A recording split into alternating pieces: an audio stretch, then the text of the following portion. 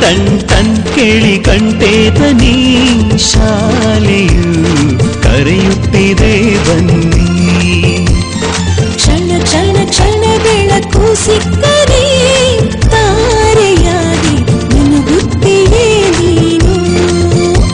ಶಾಲೆಯು ಮನೆಯಿಂದ ದೂರವಿಲ್ಲ, ಕಡಿಮೆ ಆಯ್ತು ಅಂತರ. ತಲುಪುವೆ ಶಾಲೆಯ ಗೇಟಿನ ತನಕ, ತುಸುವೆ ನಡಿಗೆ ಸಾಕು.